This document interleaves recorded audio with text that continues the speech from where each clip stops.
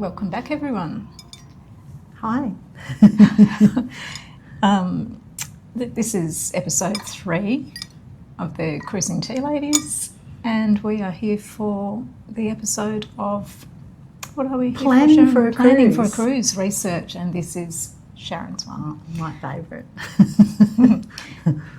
So we mentioned last time Sharon is really into research, history buff. Not so much me, but I'll just follow along and see how we go with this one. Oh, she's the real planner. Maybe planning, but not so much history and research as much as Sharon. She loves it, don't you? So anyway, here we are. Welcome back, everyone. And so our tea blend for today, what do we have, Sharon? It's from the Berry Tea Shop. The Berry Tea Shop. And I think it's afternoon tea. Afternoon tea blend. Yes. Really nice tea. Beautiful tea. Beautiful We're kind tea. of doing advertising for people, aren't we? Oh, but See how they we go are with lovely that. teas. They are really nice teas. So I'm going to drink my tea this time. No, beautiful, very mild. It is a nice tea.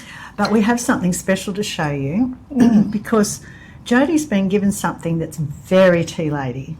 It's a bit Totally. kitschy, but I think that's the word you use, but it's very tea lady. Not as kitschy as Sharon in her matching tea ladies. I had to. And Jodie ordered them, and I'm getting ready for a cruise. This is me. Even though pepping we were in the myself matching up. shirts, but I couldn't do the matching lanyard thing as well. But I'm not going on a cruise, am I? Well, this not for a week? few weeks Not anyway. for a few weeks. But Sharon's going this week. So I'm packing, and I've got my lanyard on, ready to go. So it does look nice though, Sharon. You do look good.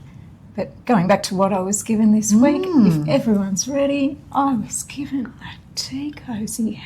Isn't it beautiful? Look at the it's colours. just gorgeous. Absolutely. And it Small works. things.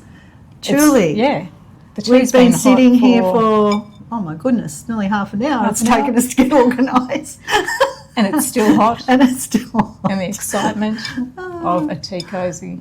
So thank you to my lovely friend Robin for giving me a beautiful tea cozy. Haven't seen one for years, and small things, but we it's like gorgeous. it. We love it. So before we start on today's topic, we thought we would step back a little bit to the last episode, because we have had one of our fellow tea ladies actually mention that we might have forgotten something in the topic of fear and concerns of one of these sicknesses on cruises. So one of them was touching on the norovirus. We did speak, we know, about getting sick on cruises in the last episode, but We weren't really We weren't. specific about it. No, and, we weren't, And our so- friend said that it was a big concern, especially with people who perhaps even hadn't been on a cruise, but they'd heard a lot about. So we thought we'd better mention it. yeah, so we just sort of thought it is a big thing. A lot of people, and particularly prior to COVID, wasn't it, that a lot of people would not get on a ship because of the virus, and how to try to avoid it. And what we still do when we go on cruises now is, and also just to touch on the fact that ships are really clean. Like they don't stop cleaning, do they? They continually clean. The staff are so professional. They're well trained. They keep everything up to the health standards. So you can't fault them. And yes, people put out that thing that they say it's a petri dish, all of those. So is the things, shopping centre. yeah, that's right. And it's all about, we feel strongly about hygiene for ourselves when we're on cruises. We take our sanitisers, we do all of those things to keep ourselves safe. And there is so many things you can do, isn't there? Oh, definitely. Especially when you go to the buffet. Yeah. Because you have to imagine That's that right. there's a lot of people touching those tongs. That's fair enough. Yeah. So we generally just take a little bit of paper towel with us and just wrap it around and pick it up with that. Yeah. That's just a thing we do. Yeah. When you go into the buffet, especially on Royal, they have washi and they encourage people to wash their hands. I have been on cruises where people have just walked straight past the staff member which, it's a bit disappointing. rude, so if everybody did that, I think it'd be a lot better. We have sometimes taken food from the buffet, back to our cabin late at night, or something, a cheese platter, possibly something to have on the balcony if you've got a balcony cabin. You can cover it with a serviette. Shower cap. Or shower cap, even.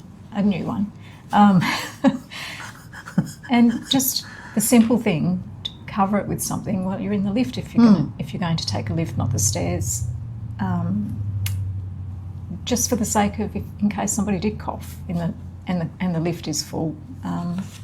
So those simple things can make a big difference. For those few little things that you might do yourself, it might just keep yourself a little bit safer. So, and really, Jodie, if you're really concerned, which one of our tea lady friends does often when she goes on cruises, is when she's in a crowded area, so in the auditorium or somewhere where there's lots of people, she'll just pop on a mask. So if you're really worried about it, that's another thing that you can do. And we also understand a lot of this that we've mentioned might feel to a lot of people over the top, but that's a personal choice and everyone has opinions, so we understand that too.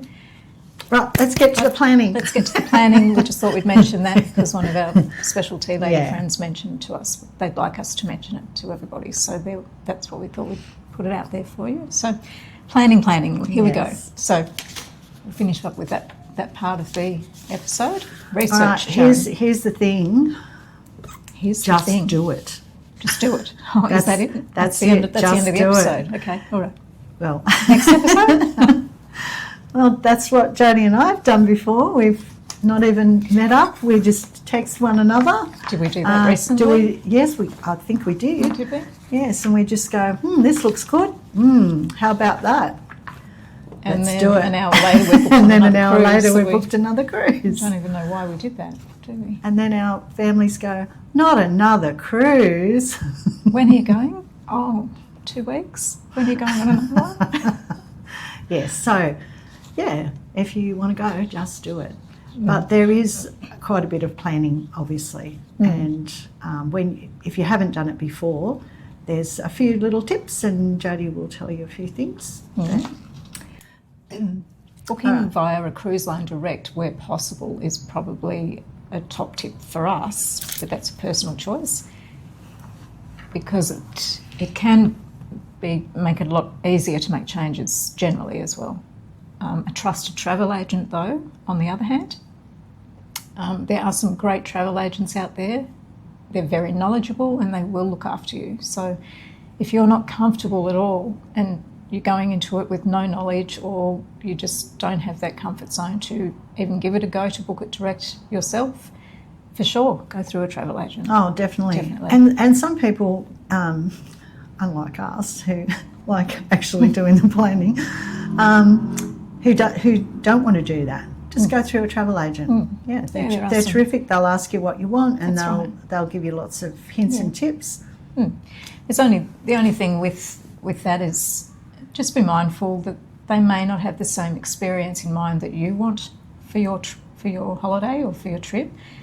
And communication is the key with travel agents. Just be upfront and tell them what you really want in your holiday. When you sit down with them and you say something to them, they might perceive that differently. They may think of a completely different holiday type that you want, and you may not have the end result that you really want when you go to a travel agent. So that little tip might be something to be mindful of. But besides that, generally they're great and they know what you really want, so go for it if you're not confident to book it yourself. A disappointment on a holiday is not a great way to start, of course. Overseas, there can be issues if you do an overseas holiday. A travel agent can fix that.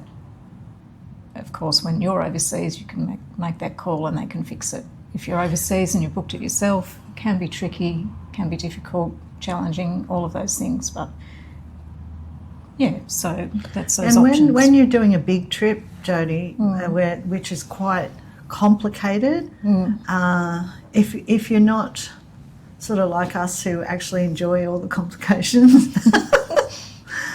Well, not, Sometimes. yeah, but enjoy all the planning part of it.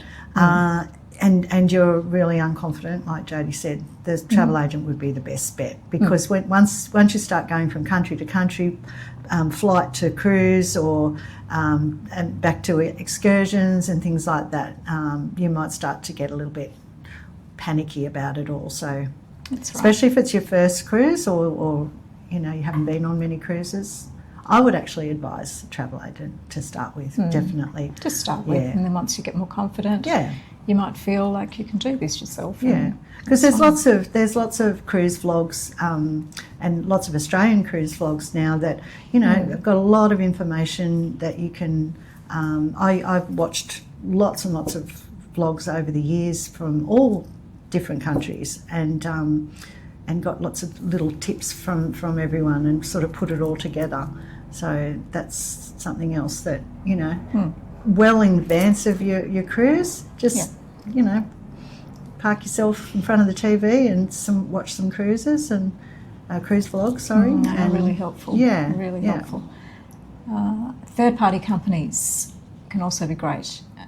Sign up online and lots of other bloggers have already said that. I'm sure if you have watched some of them, they say it to go online and subscribe. We have a couple of them to show you. We have Clean Cruising is one that I use a lot myself. A couple of others that we may suggest would be eCruising, Oz Cruising, Cruise Express. So all of these would be handy tools to use. I've been on Cunard with Cruise Express, and there was about 50 other people that were also cruising with them, so that's quite a good number. And we met up in one of the lounges and had some drinks. Yeah, it was run really well, I thought, so they're a consideration. And booking yourself tips. Yeah, what tips do we have? Like booking first most would be the ship.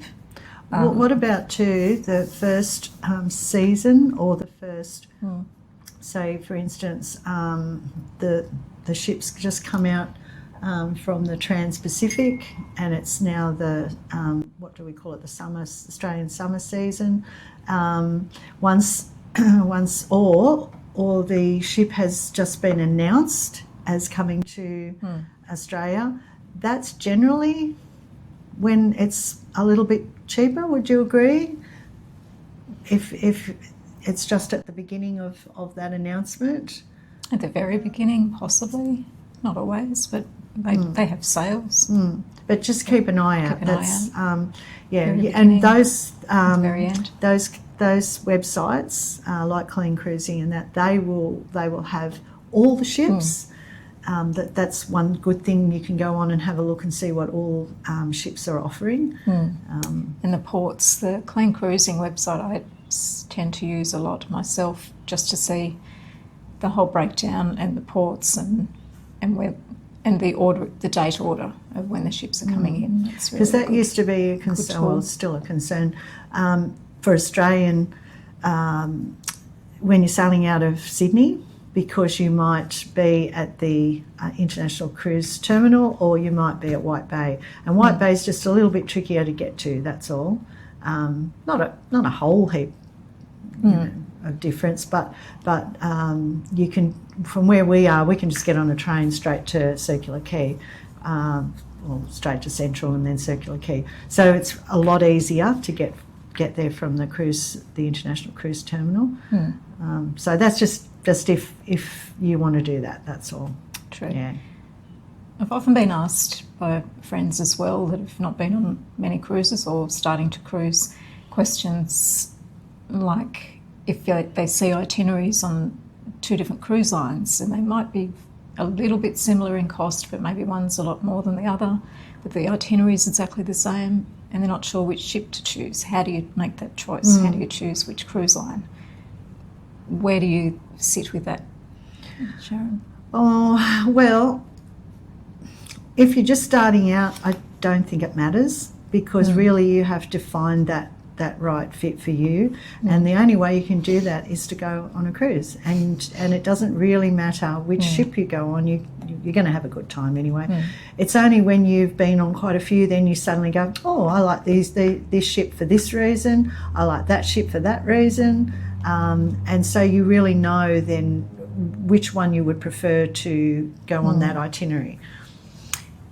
Or I would possibly suggest, I don't know if you agree with this, I would suggest maybe look at the pros and cons, or do a little research about, that word's going to come in, about the actual cruise line and what the market is for that cruise line. As in, yes, the itinerary is going to be the same. For an example, if it's to the islands, and you might have a Celebrity or you might have a Royal, and it's exactly the same itinerary. The demographic is going to be... So Celebrity is going to have less children. So Royal is much more family-based, so more activities for kids. I'm not saying kids can't go on Celebrity, but it's Royal's really caters for families. So I would, if I was going to take my grandchildren, I'd go Royal. That's right. If I was going to go with you, Jodie, we'd go Celebrity. Of course. So you're going to have a different type of holiday, aren't you? Yeah. So the outcome is going to be different. If you're then going to compare Princess and Celebrity, a choice for somebody to make there, it's going to be quite similar. But then you're going to maybe look at cost. So you've got those decisions to make, and then that's not that difficult. It's just going to be the cost, the timing. Maybe then you bring it down to the timing of the cruise. Yeah, I think if you've never been on a cruise before, or you've only been on a couple, I just choose whatever one suits you. If it's cost, then go with that. If it's family based, then go on a family based ship. And generally, they are the cheaper cruises, because to be able to afford to go on a cruise with a family, you can't be choosing luxury cruises or ones that are a little bit more expensive. That's right. That's just how it is. And that's not to say you're not going to have a great cruise. It's just that it'll be family based. That's right. So I wouldn't really get into that too much, because that's something that you're going to find out for yourself, and you'll know when you come across the ship that you really like. And I know what I like, and that doesn't mean that the one I like isn't even coming here anymore. But exactly. Except on a world cruise, that would be nice. But that doesn't mean that I don't go on other cruise ships. It's just like, whichever one suits us at the time. We know that. Just go on any of them. We know that too. Cabin type. Oh wow, this is This is a big decision to make, but often it's made for you depending on the budget again. So sometimes that's us as well. So a guaranteed how many cruises cabin. do you want to make a year might make that decision really quickly for you. So yes, because if you're going, well, I was going to say about guaranteed. So I've just booked one and through guaranteed, which means the ship chooses the cabin for you. Now I don't normally like to do that, but I did to make the cost a little bit less. A little bit less, yeah. And I don't really care where I am on the ship, but I don't really, as long as I'm on board. But there are better choices sometimes. For instance, if you are going on a longer cruise, it's best to have a balcony, just purely because you can go and relax and get away from it all. And it's just really nice, especially if you're going into a warm climate, to be able to sit on the balcony and look out. Oh my goodness, it's just fabulous. But in saying that, I've been on inside cabins and gone out on the deck and sat down and enjoyed the same view. So again, it's up to cost. Sometimes you can get suites that are on sale.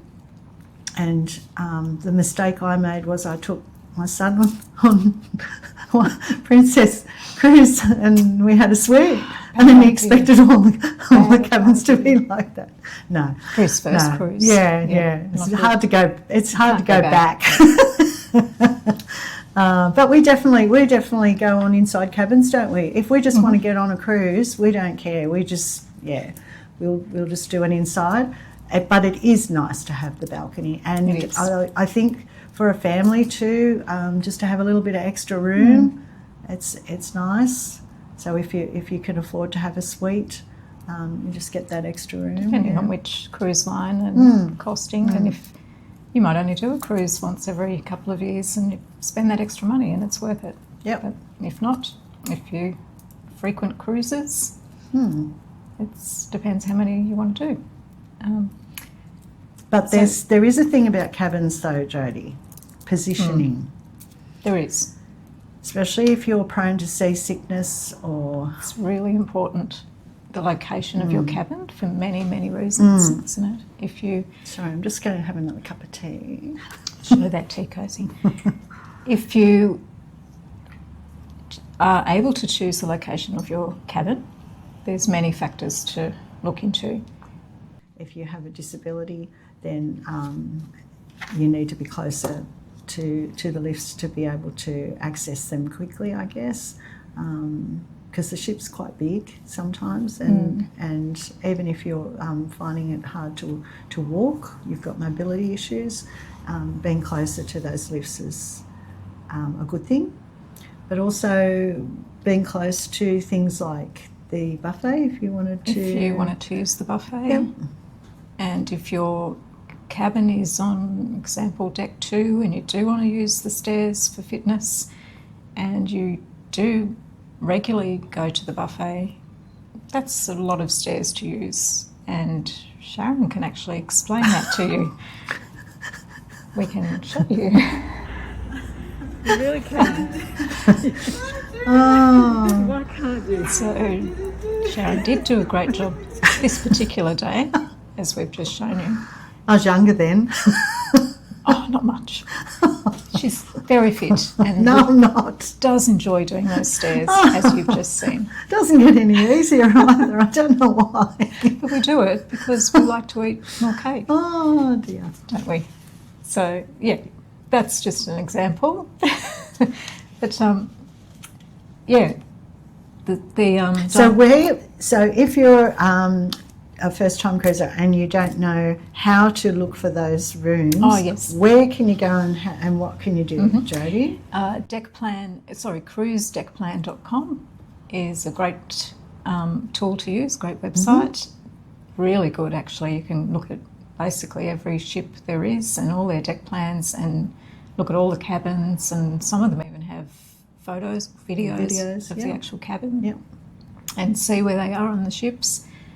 Might not want to be near the buffet area, like you might not want to be just above it or below it. I think I've heard people on some vlogs saying that they have been there, and the sound of the chairs moving all the time is quite a lot. Or below the auditorium, or somewhere where the pool decks. can get noisy. If you're not bothered by that, it doesn't matter. It's advisable also to be, if you can, it's not everybody can't always have this, but to have cabins below you and cabins above you, and then generally you won't have too much noise. Yeah, we generally try to get between probably 7 to 10, somewhere in Most between cruises. there. Yeah. Also, there's the self-serve laundries on some cruises, not all cruise lines, but that's an advantage for some people, if you're going on a long cruise particularly. So another thing in the cabin, Jodie, is configuration of beds. Oh yes, when you're booking your cabin, always make a note, whether it's through travel agent or yourself, if you're booking it direct, is your bed configuration type.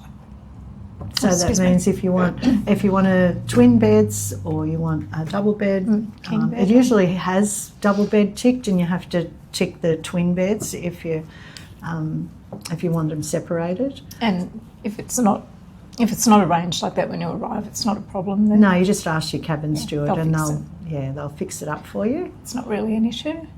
But also you can, you might be able to do something about your dining as well on some cruise lines. Cruise lines, as in the dining time or dining, Yes. dining time. If you've booked or you're allocated early dining or my time or any time or late dining,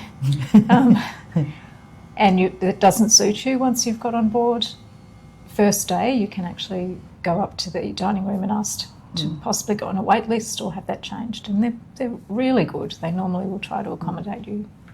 So don't ever think it's hard to try to change things once you're on board. And if you've got a special dietary requirement, some cruise lines allow you to tick a box or type in what your requirement is, but just note that they're not all listed. So when you get on board, you can usually work that out on your first dining experience. They're fabulous too. If you do have a requirement, they generally know as soon as you come back the next time, they're all over it. But that's for another episode. It is. So the other thing we were saying about cabins was disability access. So the accessible cabins are available, but you have to state that. I think it's like a little ticks the box, and then they'll flip you to another page where it'll say you have to actually make a statement or something to sort of prove that you need that because they're limited cabins. They are limited. That's why, yeah. So you just have to let them know why you particularly need that cabin, especially if you're in a wheelchair. You need that wider space area. For the bathroom also. Yeah. They are good cabins to have if you do require those, which is really good for cruise lines to have that availability. Also, what other things about cabins? Anything we can touch on? Oh, there's a lot of things that we'll probably do in another episode, I think, once we get on board. Which is embarkation day and the first day on board and things like that. Which will probably be our next video. Next episode, we're already mentioning it. Yeah. Trying to think of anything else we haven't gone over. I think there's a lot. There's a lot of things, just thinking about, say for instance, the app before you get on board. That's another thing that I think for people that aren't familiar even with digital technology can be a little bit sort of tricky. They are getting easier and easier to use. Once you've used them, you realise that they're not, that daunting. But there is a lot of information on there once you've checked in, and you can do all that on your phone. I actually do it all on a laptop first because I can just see it better. Phones drive me mad. And then the phone becomes your check-in. You actually get a ticket that you can put into your wallet if you're an Apple user. I'm not quite sure on Android, but that is easy because as you're going in on embarkation day, you can show that, and we'll talk more about that later too. But checking in on the site is really important, and keeping an eye out on sales, because a lot of things will go on sale before your cruise, and that's really important to get a good deal on Wi-Fi, drinks packages, excursions. You really do need to keep an eye out, otherwise you will pay. And if you leave it till the cruise, it's not to say that you can't purchase something, but it will be more expensive. So that's something, I guess, that people that do cruise often know to look well in advance at all those sorts of things, especially excursions. If you're going to a place where the excursions will have limited capacity, then sometimes they sell out. And that's what's actually happened on this particular cruise that I'm going on soon, is that the one that I wanted to go on was sold out. But yeah, that can happen if you're not on the ball. It doesn't mean that you can't find another excursion though that's even a private tour that might go to the same place. That's another episode again. But these are things that you need to do beforehand.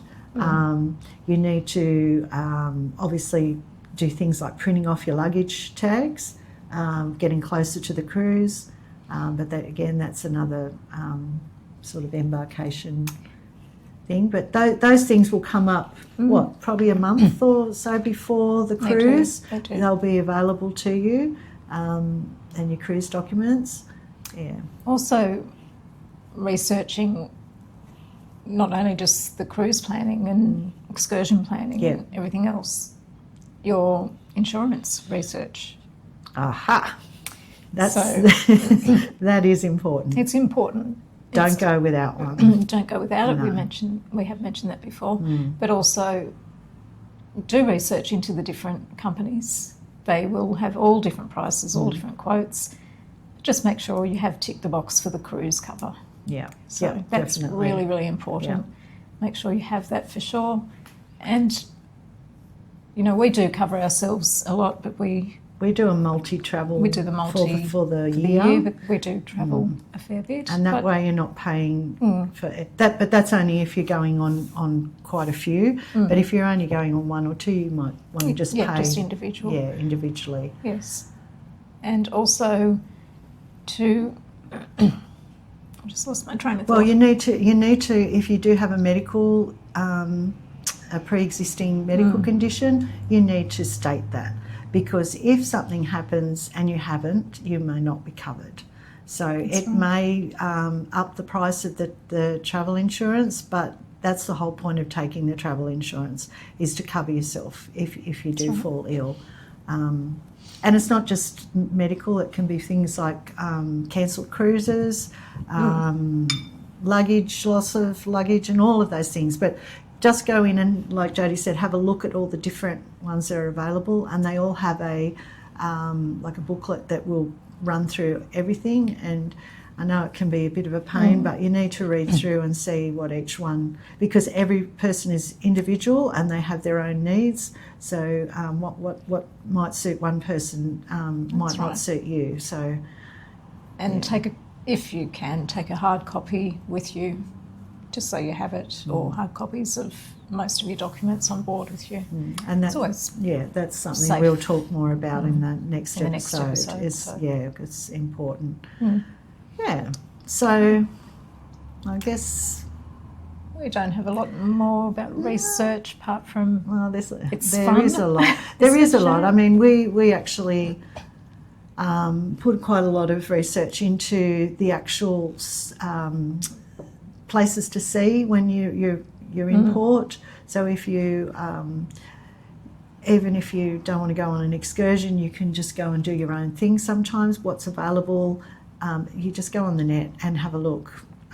Even watch vlogs, which can actually be great, because they sometimes actually take you right from the ship into town. So show you, what buses to catch or trains to catch, or walking which way to tours. walk. And when you've watched it on a vlog, well, this is what I find is fabulous about people doing, content creators doing this for other people, is that you learn from it and you can go, oh, I remember this vlog, we go that way, we follow, or we go down past the church and up the road, and so you can actually see where you might have to walk to get to these places, which I think is fabulous. Because often the vlogs, I don't know if you agree with me here, the vlogs can be so informative, even over a lot of reviews of a lot of the tour companies, because reviews, you're sometimes going to get the good and the bad. Yeah. You're going to get the 2 out of 10s and the 10 out of 10s.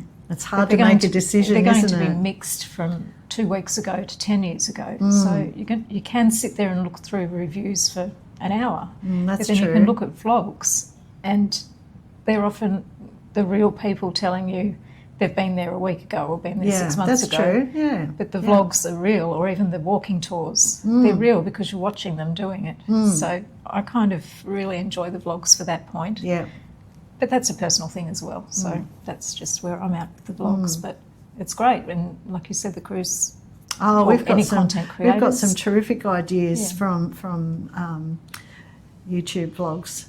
Just putting together an itinerary. I when we were in New Zealand, in Dunedin, I just went on and watched other people where they got off the cruise ship, got the bus, went into town, and just worked out my whole, and then printed out a map and put in. You can actually put in your walking, where you're going to walk online. I forget what the site's called. It might even just be on Google Maps. I'm not sure, but you can make up your own little map of where you're going to go. And oh my goodness, it was so helpful. Like, yes, you've got your GPS, but working it out beforehand can, instead of getting there and going, oh geez, what are we going to do? Let's go and have a drink and think about it. Well, you've already wasted time. I'm sorry, I like to get there and I like to see. I may never come back there again, so I like to see as much as I can, or experience the culture or whatever it is, as much as I can in that short period of time, because you're not generally going to be there for very long. Sometimes you might stay overnight, but I just like to plan it beforehand. It doesn't matter if I don't go to all those places, but it does offer me choices to fill my day without humming and hawing about what I'm going to do. Yeah. It's great. Yeah. It's a great tip. There is a lot in research, and it does work. And it's fun too. And it's fun. And we have our little WhatsApp group, and we text one another and send each other vlogs and, oh, look at this, and, oh, how about this excursion? This looks really good. So we often work out things like that, don't we, in our Tea Ladies group. We do. And put out there all different things, because sometimes some people might want to do one particular activity and then other people go, oh, yeah, we'll do that one. So it's really helpful if you do go with other people, that you have that little message group that you can share things with, especially when it's like a year away. And you get messages at 10 o'clock from Sharon about oh no, bears not really. in Alaska going through the car. And anyway, that's another story. But it's lots of fun. Okay, So well, I think Tea Lady, maybe finish up now. I and, think that is. Are we doing tea for now? I think it's it tea is. for now time. I think it is a Here we tea for are. now. So So see you next episode. episode 4, which will be It'll be Embarkation Day. Embarkation Day info. Thank you, everyone. See ya. Bye-bye.